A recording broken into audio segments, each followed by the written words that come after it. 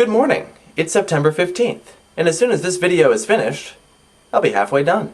Before I get to today's book review, I want to address a couple of things. First of all, just in case you missed it, a new Books vs. Movies review went up between yesterday's video and the video the day before. If you didn't see it, I'll link the first part here. And secondly, I wanted to address a couple of things from yesterday's video. There were a couple of questions that, due to typos, I read wrong and led to a lot of confusion both for me and for my viewers. First, a question of Peter or Gale. I saw Peter and assumed he meant Peter from Heroes, and therefore Gale was some character from Lost, and a Google search confirmed this. But that actually isn't what he meant to type at all. What he meant to type was Peeta or Gale, as in the two characters from the Hunger Games. And as to that, I have no answer. Both characters have definite strengths and weaknesses, and they both have really strong character development, so I can't really pick a favorite. Then the other question that led to some confusion was whether or not I looked like the gay layer from the Modern Family. What he meant to write was the gay lawyer from the Modern Family. And after looking at a few pictures, I don't really think so, but I don't know. I'll leave it up to you to judge. That out of the way, on to my next favorite books review on The Bermudez Triangle by Maureen Johnson.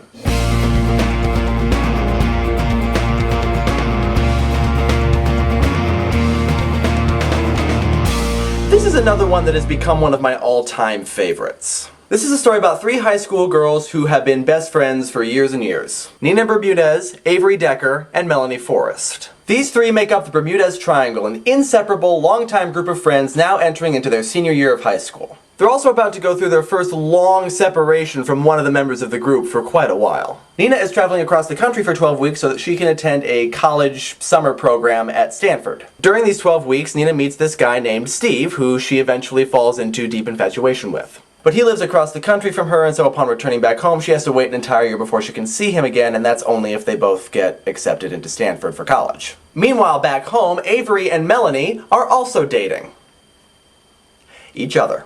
Now, the first place where I heard about this book's existence was on a Brotherhood 2.0 video from 2007. John talked about this book called The Bermudez Triangle, which was being challenged in a high school somewhere, I can't even remember where. And anytime I hear that a book is being challenged or banned from the school system, I kind of have this desire to read it. This book addresses the issue of teenage homosexuality head-on. Doesn't shy away from the issue, recognizes that teenagers discover quite often in high school that they are homosexual, and they struggle in many ways with this issue. And I think that as far as novels that address teenage homosexuality, this one probably does it the best for me. Will Grayson did it well too, but the thing that I really like about Bermudez Triangle is that it looks at the issue from multiple standpoints. You can see this especially in the three best friends, who each take a turn telling the story, much like in Key to the Golden Firebird. Nina is definitely straight. There's no doubt about it, she is definitely straight. She has this boyfriend, she really likes him, both physically and otherwise. She's straight. Melanie, on the other hand, is definitely gay. She has no doubts about this. As soon as she starts dating Avery, she is positive that she's gay, and she actually kind of wants people to know. Avery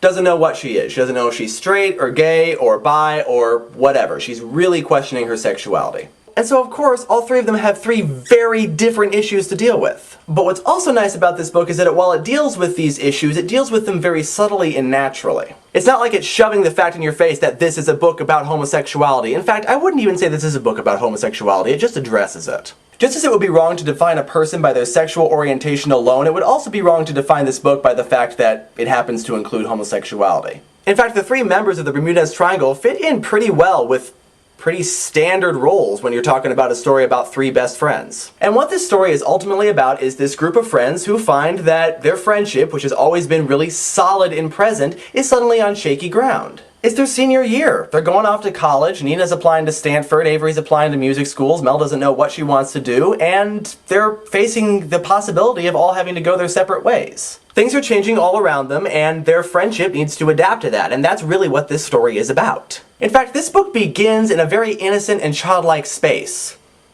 A Chuck E. Cheese knockoff. And it ends with, as so many YA novels seem to these days, a spontaneous road trip. Not only that, but the novel ends with a real sense of uncertainty. These characters are facing multiple issues, not just the ones dealing with homosexuality. Nina's applying to college and having to deal with her long-distance boyfriend and that relationship. Avery's applying to music schools and is asking the question of, am I good enough to pursue a career in music? And Mel's journey is pretty much about the homosexuality, but she's having to deal with all of the reactions she's getting to coming out. And there are a lot of different reactions to her homosexuality, everything from supportive and accepting to outright hostile. And the thing about these issues is that a lot of them are never resolved. We don't know what the deal with Nina's boyfriend is. We don't know what the deal with Avery's sexual orientation is. And Mel has just come out with her parents and is going to have to deal with the ramifications of that and trying to convince her mother that she is in fact gay and no amount of going to see a psychiatrist is going to make her not gay. Sorry. The issue that is resolved, however, is the issue of their friendship, which was on shaky ground, but is now solid and very present again by the end of the novel. So it kind of has the feel of, no matter what the future brings, no matter what problems or issues we're going to have to deal with, we will be friends and we will deal with them as friends. And I like the fact that it ends on a note of uncertainty, because it's their senior year of high school. Everything ends with a note of uncertainty. Not everything is going to be wrapped up nice and neat with a little bow on top. In many ways, this is just a typical coming-of-age young adult novel. It just happens to include homosexuality because homosexuality is a very real issue for teenagers. Not only teenagers that are coming out or wondering if they are gay, but also teenagers who have friends who are coming out and wondering if they are gay. And this book addresses that issue and other issues across a broad spectrum because of the personalities of these three girls. Also, the book's by Maureen Johnson and is therefore hilarious. So if you have not read Maureen Johnson's very, very controversial novel, The Bermudez Triangle, I suggest you check it out. It's one of my all-time favorite novels. It's on my ultimate recommendation list. Go check it out. And the next book on the favorites list is going to be The Very Ordered Existence of Merrily Marvelous by Suzanne Crowley. Or Crowley, I don't know. See you tomorrow, viewers.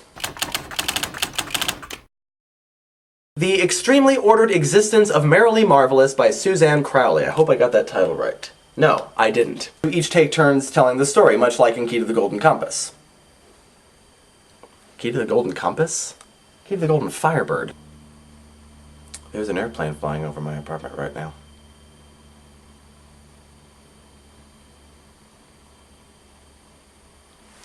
Okay. Good morning.